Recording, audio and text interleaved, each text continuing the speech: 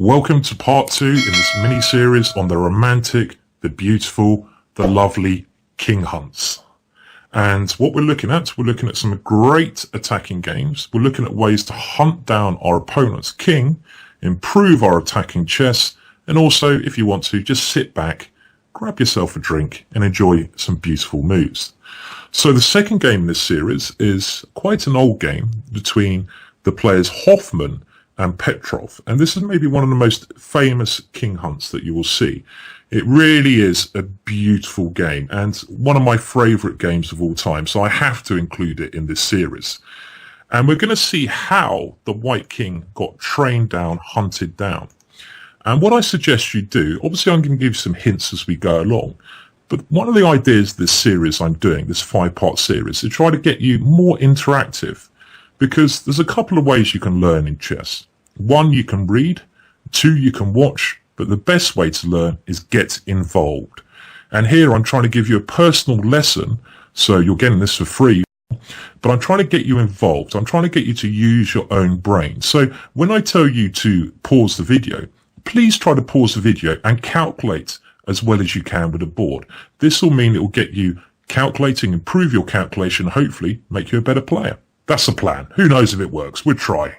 So, this game we're looking from the black side, and it started off in a Spanish opening, but now bishop to c4. And this was the way players used to play in the good old days of romantic chess. Bishop c5, and now c3. Now, nowadays the move d3 is more popular, but c3 has quite a lot of logic to it, because white just wants to force 2 pawns into the center of the board. So a very logical move.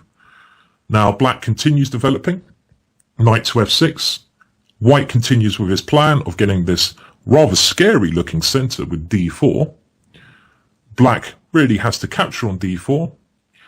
And now the best move here is for white to recapture when bishop to b4 check is a recommended theoretical move.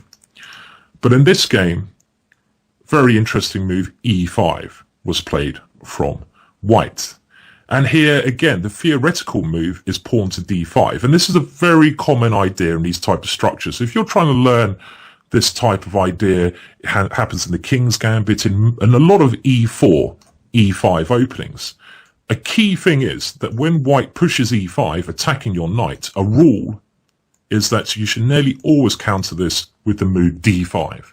Remember this and you'll get, well, an okay position. In the game, though, black tried knight to e4, and this is a slight error, but it does lead to a beautiful, beautiful combination. So it's really, I'm glad black played it, but theoretically, not the best. Remember, though, this game was played a long time ago. So white now attacks the knight with bishop to d5, and look at this poor knight. This poor knight is now forced to jump into the danger zone. He has to sacrifice himself. Where would you go to create some kind of attack here? Try to think a little bit about yourself now, because you can't just lose your knight for nothing. You have to try to open up the white king. How can you do that here? Knight takes f2, a lovely move, the only try. Black now has to contend with king takes f2, but the point behind black's play, we take on c3 with check, gaining 3 pawns for the piece and opening up the white king. Now here, white played a little bit too optimistically. Of course, to create a good king hunt, it's not just what we do, because we can't hunt our opponent's king in every game. That's ridiculous. We have to have help from our opponents. So when you're trying to attack, you have to notice the warning signs that mean a hunt will be possible. And that is, if your opponent moves his king to an insecure square, then you should be looking at attacking it. If your opponent's king is well castled, very hard to attack. Now, white should have gone back to f1, but instead, this brave soul jumped to g3. Incredibly brave, but also a little bit risky on this square. Black played pawn takes b2, bishop takes b2.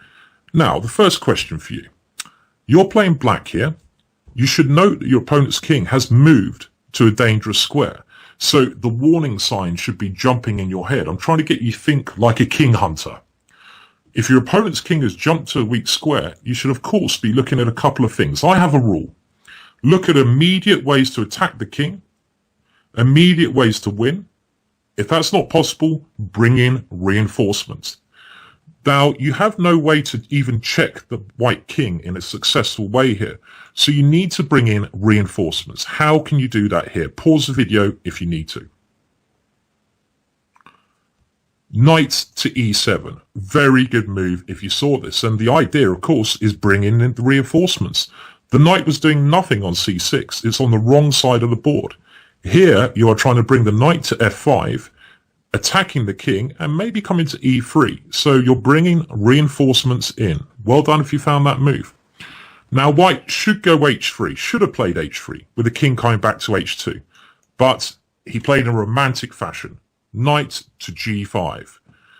Starting attack against this poor guy on f7. And the point is, if now knight to f5 check, white wanted to continue with some brave move like king to g4. Now, this is probably actually okay for white just about. Instead, black continued with an amazing idea. Knight takes d5, looks very natural.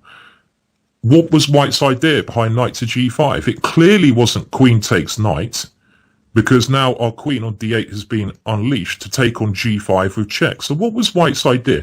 Another key thing you must remember when playing and trying to improve as a chess player is to think of your opponent's ideas. So many people I teach do never improve as a chess player because they cannot get into their opponent's heads. Chess is about two players.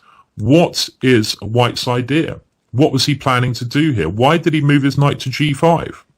Can you think of his idea? Pause now if you can't. Knight takes f7 was white's idea, with the point being, if we take on f7 with our king, let's have a look at this line, then white will simply go queen takes d5 check, and next move, he should safely be able to take the bishop.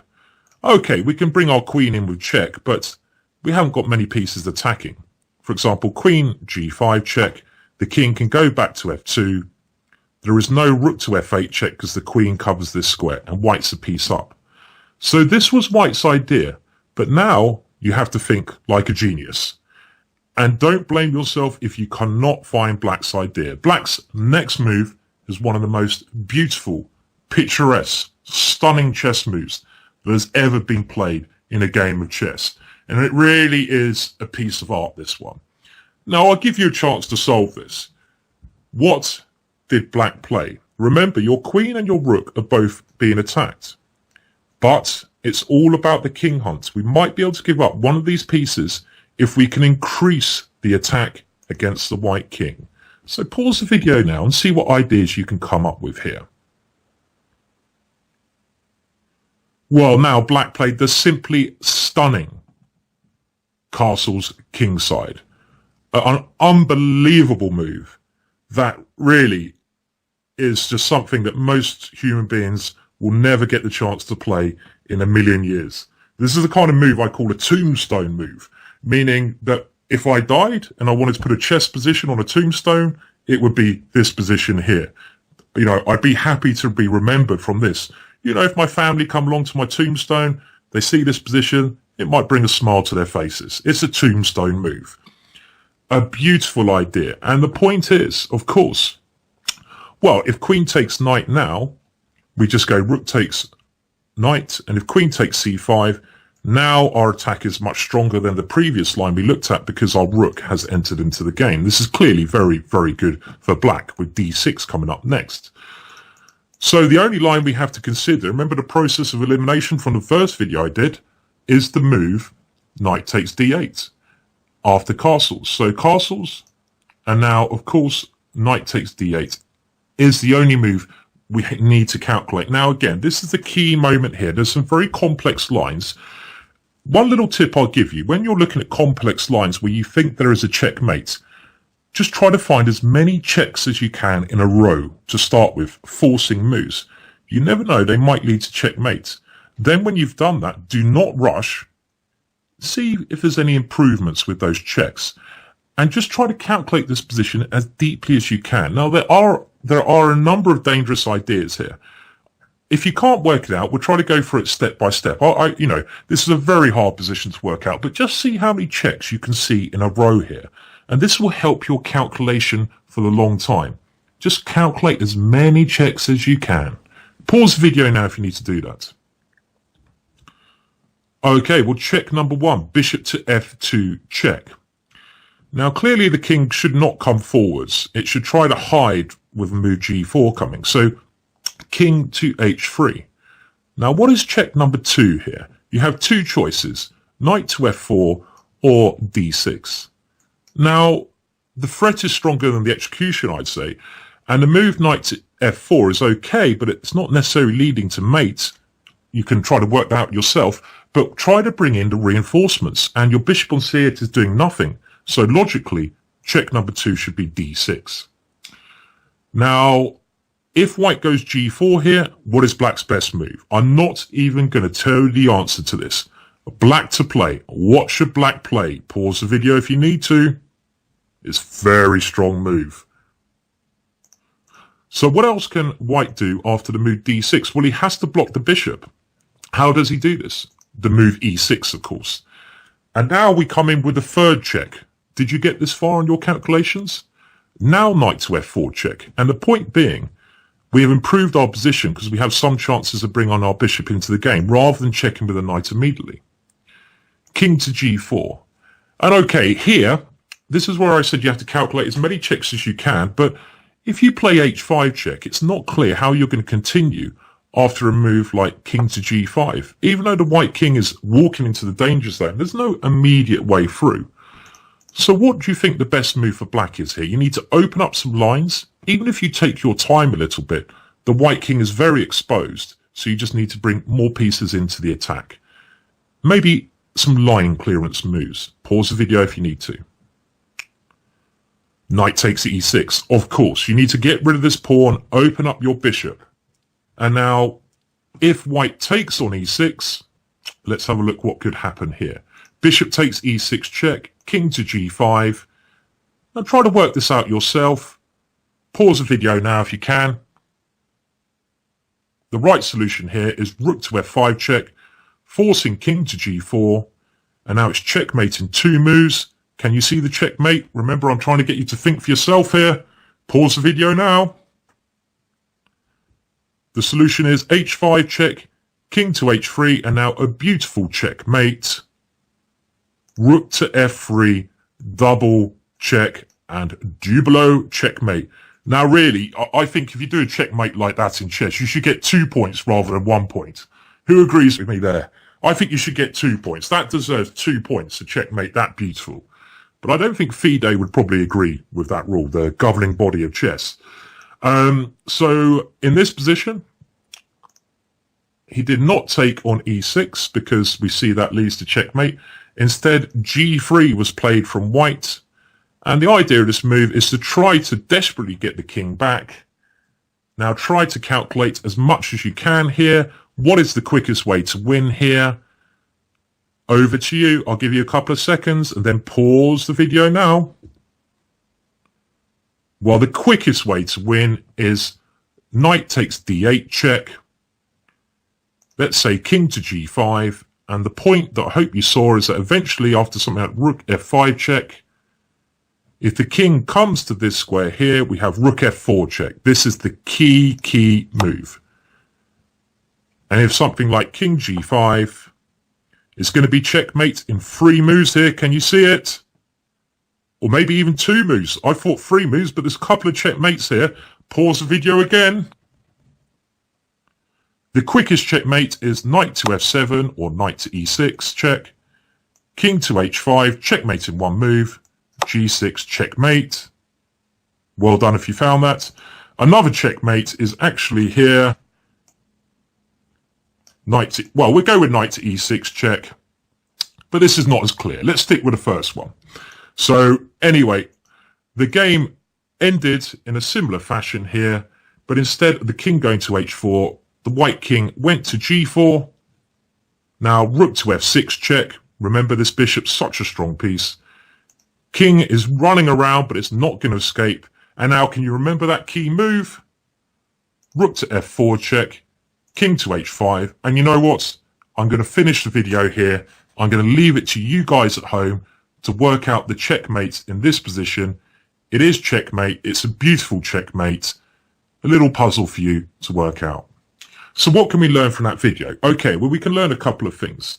When we are attacking, we need to use all of our army. And if we go back to this key point earlier on, if you're still trying to solve this puzzle, then pause the video now, by the way. I'll just give you a couple of seconds to do that. But the key point in this whole attack was here. If black takes on f7, he's going to lose. And sometimes desperate measures mean desperate moves. And by playing castles kingside, black has noticed that his opponent's king is exposed. Material does not matter so much.